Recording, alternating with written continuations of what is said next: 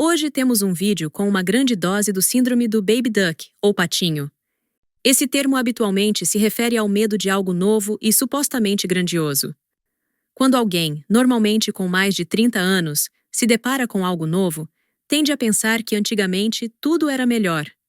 A grama era mais verde, as árvores mais altas, o sol brilhava mais forte e outras coisas desse tipo. E geralmente isso é verdade, pelo menos em algum aspecto técnico. Mas este é um canal de cinema, então nem tudo funciona da mesma maneira. Isso acontece, por exemplo, com os filmes de ação que todos amavam nos anos 80, mas que ficaram datados no dia seguinte ao lançamento. Para assisti-los hoje, você precisa de um comprimido de nostalgia e talvez um pouco de aguardente. Alguém, claro, vai dizer que não é bem assim, mas sempre há alguém que pensa diferente. Os filmes da Netflix são exatamente como esses filmes antigos, só que com orçamentos maiores. E a Netflix entende isso melhor do que ninguém, por isso tenta trazer algumas estrelas do passado para seus filmes. Antes, nos filmes que iam direto para o vídeo, contratavam-se estrelas em fim de carreira. E isso também funcionava. Agora, pegam estrelas que ainda estão na ativa, mas pagam tanto a elas que aceitam atuar em produções da categoria Netflix sem problemas. Também contratam jovens, aqueles que serão discutidos mais adiante. Mas esses filmes não atraem tanto público, naturalmente. Se pegar os filmes mais assistidos no serviço, verá uma lista de atores com mais de 40 ou, já melhor, mais de 45 anos. Sim, Ryan Reynolds já tem 48. Mas sempre ao lado das superestrelas de 45, 60 e até 70 anos, havia também superestrelas de 25 anos. E hoje em dia ainda existem. Ou pelo menos é o que dizem. Elas sempre aparecem nos tapetes vermelhos e seus rostos estampam as capas de revistas famosas. Mas, por algum motivo, elas não atraem milhões de visualizações nos serviços de streaming e não conseguem recuperar os custos de seus filmes nos cinemas. E mesmo assim, estão vivas e tudo está bem com elas. No passado, quando estrelas mais velhas estavam subindo ao topo da carreira, 2 ou, no máximo, 3 fracassos consecutivos nas bilheterias eram suficientes para arruinar a carreira de um talentoso ator ou atriz que esperava se tornar famoso da noite para o dia. No melhor, eles acabavam em filmes de categoria B, como os da New Image. No pior, faziam aparições secundárias em séries de TV. As estrelas de hoje podem ter 3, 4 ou 5 fracassos consecutivos nas bilheterias, e suas carreiras continuam intactas. E é aqui que voltamos ao síndrome do patinho. Antes, um ator tinha que passar por fogo e água para chegar ao topo, e precisava de sucessos próprios para se tornar uma estrela. Sem eles, isso era impossível, mesmo para parentes ou amigos de pessoas influentes. Nem Star Wars, nem Tubarão, nem Jurassic Park. Precisavam de seus próprios sucessos. Mesmo que tivessem muitos Oscars, ainda precisavam de filmes que o público fosse apoiar.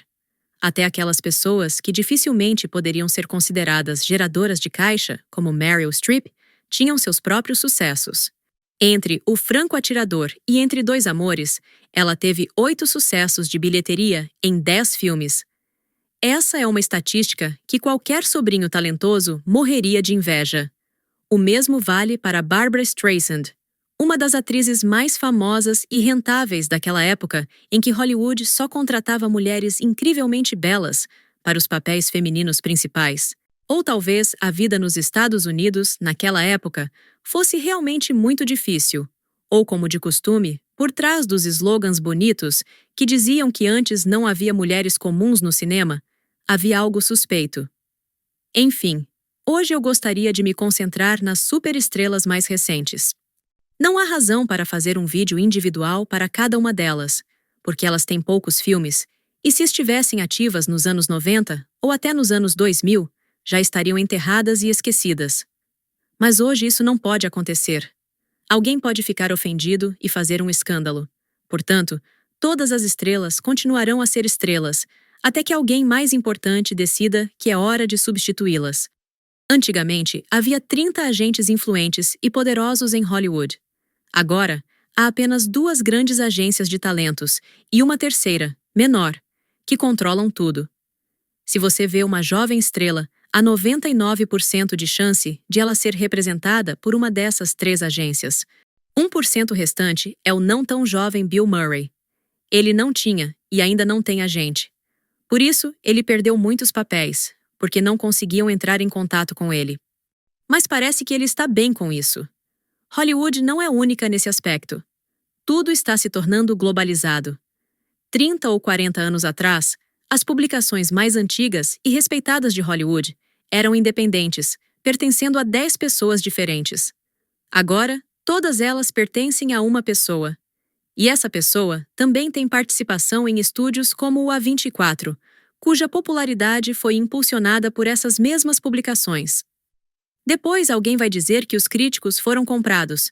Mas por que pagar a si mesmo? São essas publicações que, todos os anos, fazem listas dos atores mais talentosos e promissores, ou seja, das jovens estrelas.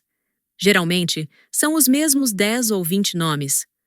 Há 30 ou 40 anos, essas mesmas publicações também escreviam sobre novas estrelas, que se tornariam superestrelas em 5 a 10 anos. E muitos, de fato, se tornaram. Hoje, vamos pegar alguns desses 20 nomes que mais aparecem nessas listas e dar uma olhada neles. Lembre-se, não fui eu quem os chamou de estrelas promissoras. Eles são assim chamados pelas publicações mais respeitadas e citadas. E o mundo hoje é dominado pela publicidade. Então, coloquem seus chapéus de papel alumínio, peguem um café ou chá com biscoitos e vamos conferir essas novas superestrelas e sua jornada rumo à fama. Vamos lá!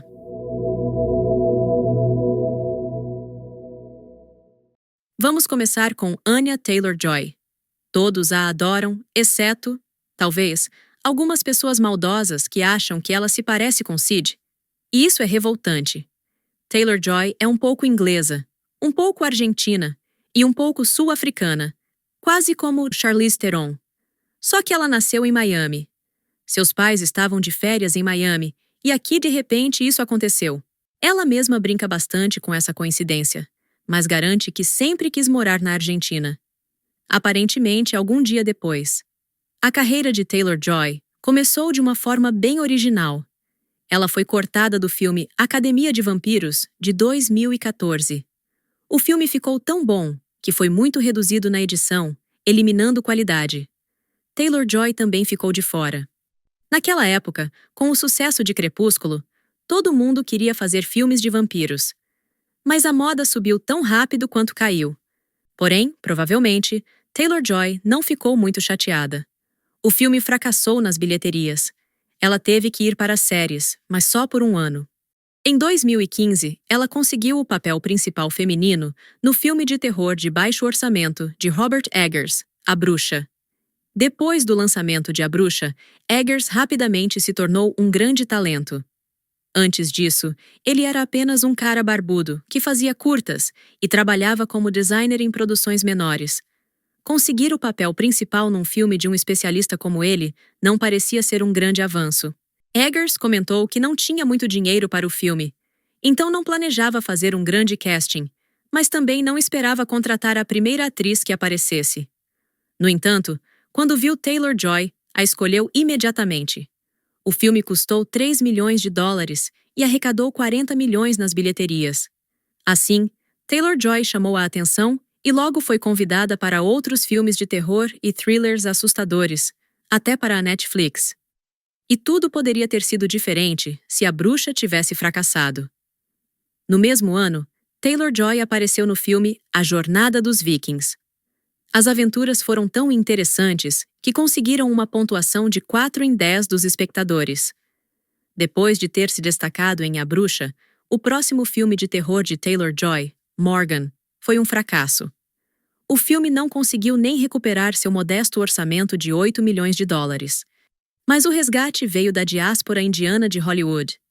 M. Night Shyamalan apareceu na vida de Taylor-Joy com seu filme Fragmentado, no qual lhe ofereceu o papel principal feminino. Shyamalan gostou muito de A Bruxa.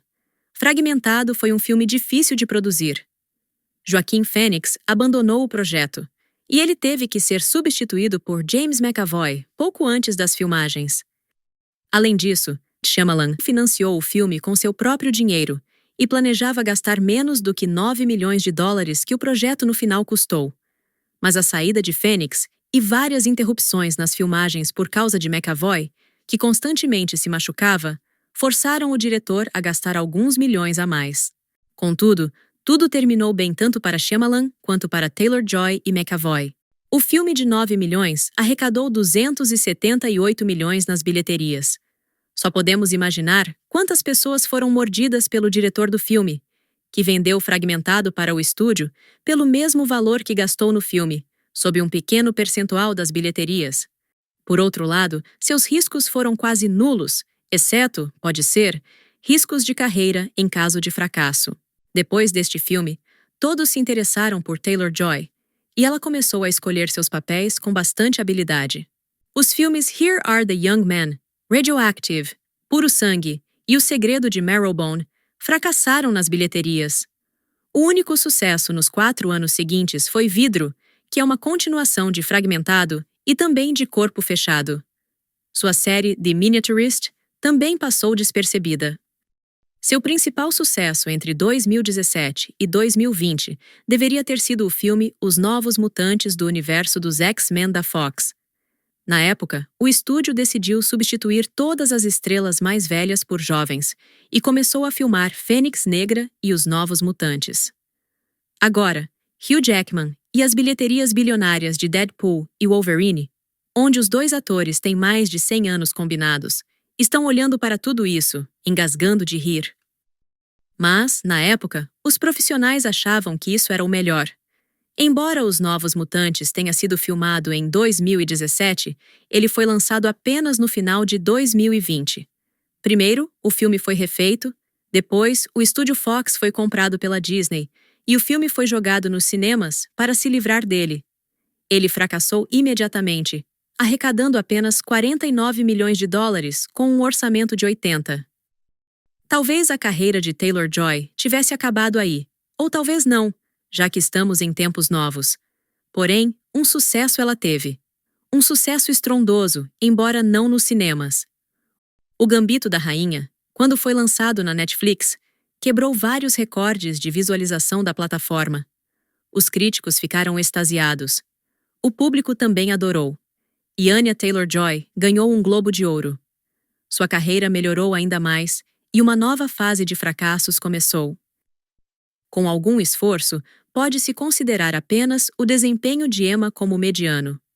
Se quase não teve orçamento de marketing, com um orçamento de produção de 10 milhões e uma bilheteria de 25 milhões, o filme saiu no lucro.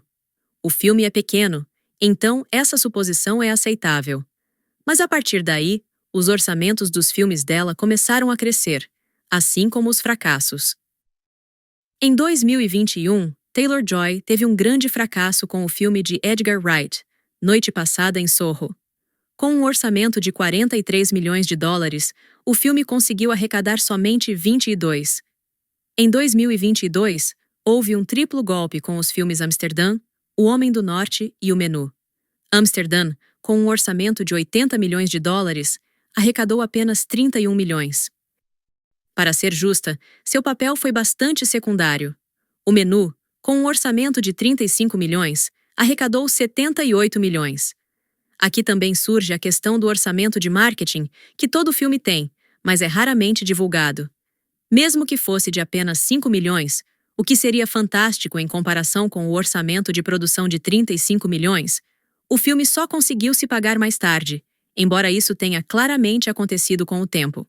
O fracasso, nesse caso, foi bem pequeno. Mas O Homem do Norte, assim como Amsterdã, foi um dos principais fracassos de 2022. Taylor-Joy retornou em 2024 com Furiosa, que custou 168 milhões de dólares, apenas para fracassar novamente de maneira épica. O filme foi tão irrelevante que arrecadou apenas 172 milhões nas bilheterias globais.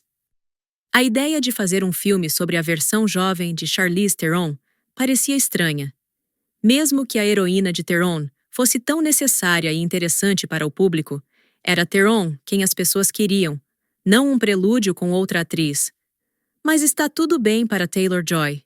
Nos últimos 4 anos, o único filme dela que não fracassou foi Super Mario Bros., o filme, no qual ela fez a dublagem. Em breve, ela estrelará um novo filme de ficção científica dirigido por Scott Derrickson. No setembro, começaram as filmagens de seu filme com Chris Evans. Superar os fracassos de um filme de 80 milhões, de outro de 90 milhões e de mais um de 168 milhões não é algo que qualquer um conseguiria. Só as superestrelas conseguem isso. Atrizes como Madeleine Stowe, nos anos 90, ou Ashley Judd, nos anos 2000, caíram no esquecimento após alguns fracassos de filmes bem mais modestos. Judd, naquela época, foi uma estrela de grande porte. Parece que Anya Taylor-Joy é uma superestrela. Elas sempre conseguem superar isso, embora, para isso, tenham que fazer muitos sucessos de bilheteria antes de uma fase tão difícil. A talentosa atriz Rachel Zegler também aparece frequentemente nas listas das promessas de superestrelas. Ela foi descoberta por Steven Spielberg, o que já levanta suspeitas. Steven sempre gostou de encontrar talentos em lugares inesperados. No passado, ele encontrou uma família na rua e até deu a Vin Diesel a direção certa nesse sentido, antes de matá-lo no seu filme. Spielberg também trouxe Christian Bale à tona. Mas há variações, como Drew Barrymore e Gwyneth Paltrow, cujas trajetórias são mais complexas por causa de suas conexões familiares e amizades influentes. O primeiro filme de Rachel foi Amor Sublime Amor, um remake do filme culto dos americanos de 1961, West Side Story, no qual ela ganhou o papel principal feminino. Steven Spielberg dirigiu o filme e Rachel passou por dezenas de audições, onde venceu todos. Assim como Ansel Elgort, que inicialmente foi rejeitado por estar muito ruim nas primeiras audições, mas depois recebeu uma segunda chance e acabou sendo escolhido. Recusar o talentoso ator com familiares que estão há décadas no showbiz é difícil mesmo para Steven Spielberg. Ou talvez certas pessoas tenham fechado um acordo durante um jantar em um restaurante chique. Ansel também sempre esteve nas listas dos mais talentosos e deveria ter se tornado o próximo Marlon Brando, mas quase virou o Kevin Spacey. Hoje, ele está numa situação de semi-cancelamento, já que surgiram acusações de assédio contra ele, inclusive envolvendo menores de idade. Rachel Zegler, na época em que Elgort estava sendo cancelado, também relatou como era assustador filmar com ele, porque ele frequentemente ficava com a língua de fora ao olhar para ela. Essa é uma das características de Zegler que irrita muitos espectadores comuns. Às vezes, há até um ódio genuíno, mas falaremos sobre isso mais tarde. Amor Sublime Amor deveria ter sido um sucesso em todos os sentidos. Normalmente, remakes de clássicos são odiados, e o público muitas vezes se revolta antes mesmo do lançamento, pedindo a demissão do diretor, o espancamento dos atores e a prisão dos produtores. Mas neste caso, a situação foi diferente.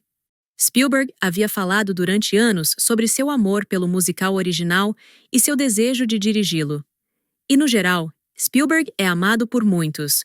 Por isso, o filme não foi criticado de antemão. No entanto, ele fracassou nas bilheterias. Estreou no final de 2021, quando ainda havia várias restrições relacionadas à pandemia, o que pode ser usado para explicar o fracasso. O filme arrecadou 76 milhões de dólares, com um orçamento de 100 milhões. O público não ficou muito impressionado, mas os críticos adoraram o filme. E Rachel Zegler recebeu o Globo de Ouro, graças ao ótimo trabalho de Steven Spielberg. Seu segundo filme foi Shazam: Fúria dos Deuses. O primeiro Shazam foi bem sucedido nas bilheterias, então o estúdio decidiu repetir o sucesso com continuação. Mas o segundo filme se tornou mais um fracasso comercial para Rachel Zegler. O filme arrecadou 134 milhões, com um orçamento de 125. Quase todos foram indicados ao Framboesa de Ouro, mas Zegler escapou. É difícil encontrar exemplos de uma carreira que começou com 2 fracassos consecutivos de filmes caros. Taylor Kitsch vem à mente, mas lá foram 2 fracassos de 200 milhões, após os quais ele foi rapidamente relegado ao terceiro plano, e Kitsch não tem um Globo de Ouro. Há outro ponto importante também. Antes de Shazam, Zegler foi escolhida para outro blockbuster, Branca de Neve. O filme, contudo, ainda não foi lançado, apesar de ter sido filmado em 2022. Foi neste projeto que a talentosa atriz começou a criticar a Branca de Neve original da Disney e o beijo repulsivo do príncipe no filme, afirmando que a heroína estava dormindo e o príncipe apareceu sem ser convidado, o que é nojento nos dias de hoje. Isso gerou uma onda de críticas. Agora, a atriz é bastante odiada, embora nem todos pensem assim.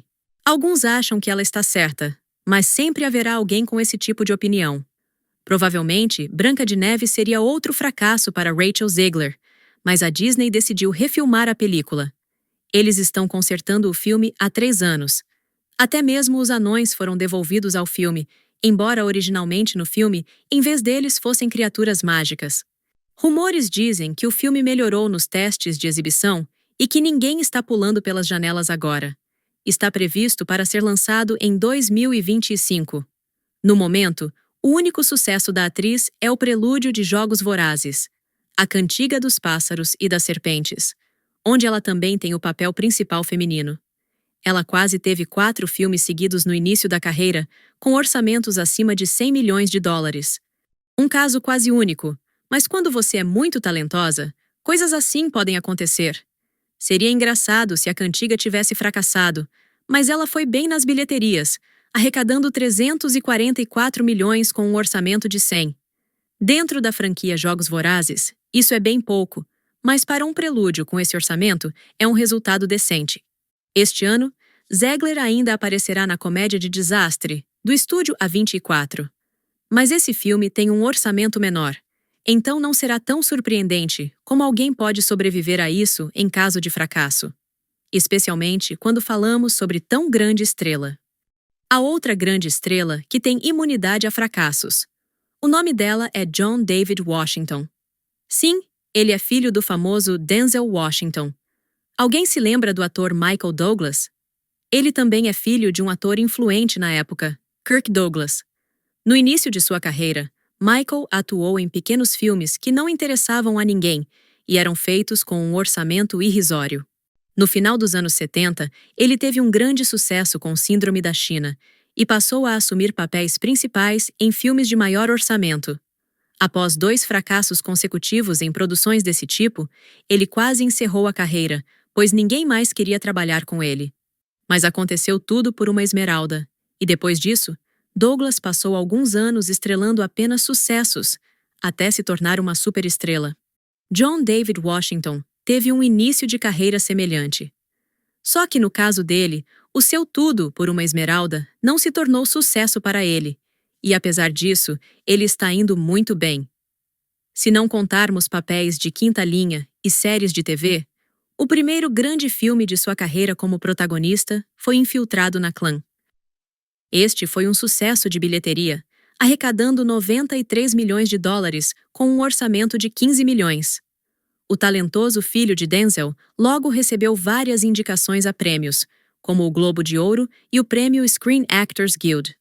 Depois disso, ele fracassou com Monstros e Homens, mas este era um filme de pequeno porte. No entanto, em 2020, ele falhou com Tenet de Christopher Nolan. Este filme tem uma desculpa: a pandemia de Covid-19.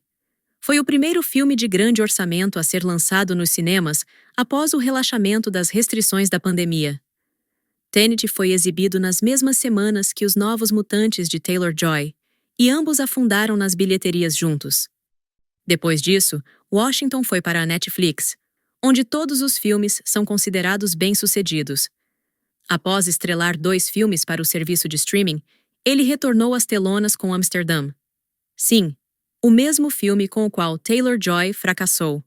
É óbvio que para John David, o filme se tornou um fracasso também. Em 2023, ele voltou aos cinemas com o filme Resistência para fracassar mais uma vez. O filme arrecadou apenas 104 milhões, com um orçamento de 80 milhões. Ou seja, dos últimos 6 filmes de Washington, 4 foram fracassos de bilheteria, e 2 foram, supostamente, muito bem-sucedidos na Netflix. 2 fracassos com orçamentos de 80 milhões e 1 com orçamento de 200 milhões. Embora este último tenha suas particularidades, E assim como já mencionado, carreira de John David Washington continua bem. Ele já filmou um novo sucesso para a Netflix, que será lançado no final do ano. É esperado que concorra a muitos prêmios, e talvez Washington também leve algum troféu por sua atuação. Como sempre tento ser objetiva, preciso mencionar uma exceção. Ou, mais precisamente, um ator que mais se aproxima dessa exceção, embora com algumas ressalvas. Ele tem fracassos, mas quem nunca os teve? Esse ator também é bastante odiado por muitos. Dizem que ele é uma típica prima-dona ou uma diva de Hollywood. Entretanto, isso não foi algo incomum no velho Hollywood. O nome dele é Timothée Chalamet. Embora ele tenha muitos parentes na indústria do entretenimento, ele começou sua carreira com papéis menores, no terceiro ou até no quinto plano. Aquele terceiro da direita, na sétima fileira. Ele mesmo afirma que tudo é culpa do papel icônico de Heath Ledger em O Cavaleiro das Trevas. Foi depois de ver Ledger nesse filme que ele decidiu se tornar ator. Um dos primeiros papéis de destaque dele foi no filme Interestelar de Christopher Nolan. Depois disso, ele apareceu em alguns outros filmes conhecidos, como O Natal dos Coopers. E em 2017, ele se destacou de verdade. Naquele ano, vários filmes foram lançados com ele como protagonista ou em papéis principais. Alguns, como Hostiz, fracassaram, enquanto outros, como Noites Quentes de Verão, eram muito pequenos e não chamaram muita atenção. Esses filmes não fizeram diferença, exceto para o portfólio dele. Mas houve dois grandes sucessos. Em Lady Bird, ele teve um papel de destaque, mas coadjuvante. Já no filme Me Chame Pelo Seu Nome, que o catapultou para o estrelato, Chalamet teve o papel principal. O filme contou uma história de uma intensa amizade masculina entre ele e o notório canibal de Hollywood, Armie Hammer. Claro que Hammer nunca comeu ninguém, mas foi cancelado quando suspeitas sobre esse comportamento surgiram. Em 2017, Hammer também era considerado uma estrela em ascensão. Críticos aclamaram o filme e inundaram todos os envolvidos com indicações ao Oscar e ao Globo de Ouro.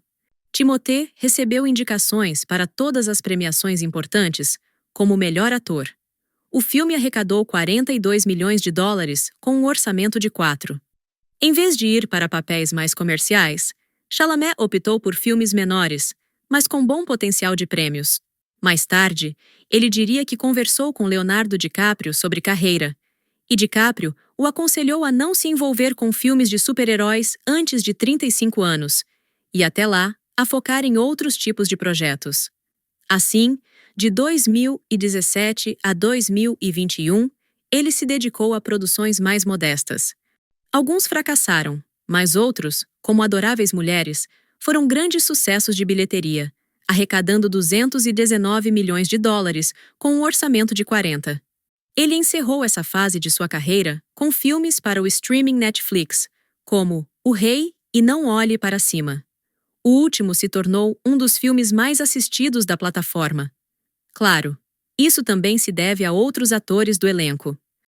Depois disso, veio Duna. Sim, pode-se dizer que o filme teria sido um sucesso mesmo sem ele, mas isso nunca saberemos. Duna não era considerado um sucesso garantido, especialmente sendo lançado em meio às restrições da Covid-19. O filme arrecadou 408 milhões de dólares com um orçamento de 165. Isso não é ótimo, mas considerando as restrições e o lançamento simultâneo nos cinemas e nas plataformas digitais, o resultado foi suficiente para garantir uma sequência. Após Duna, ele estrelou outro filme sobre canibais. Só que desta vez, ao invés de uma amizade masculina, era uma amizade com uma garota, que também tinha o hábito de devorar pessoas. Ninguém assistiu ao filme até os ossos, e ele não conseguiu recuperar sequer seu orçamento de 16 milhões, arrecadando apenas 15. Em 2023, Chalamet teve dois grandes sucessos de bilheteria: a continuação de Duna e Wonka. O primeiro arrecadou 712 milhões de dólares com um orçamento de 190, e o segundo, 632 milhões, com um orçamento de 125. Isso foi bem mais do que o filme de Johnny Depp, que arrecadou 474 milhões. Mas levando em conta a inflação, a diferença não é tão grande. Ainda este ano, em dezembro, Chalamet lançará um filme biográfico sobre Bob Dylan.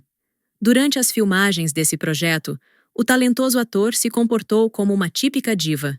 Ele proibiu todos os membros da equipe de olharem ou falarem com ele.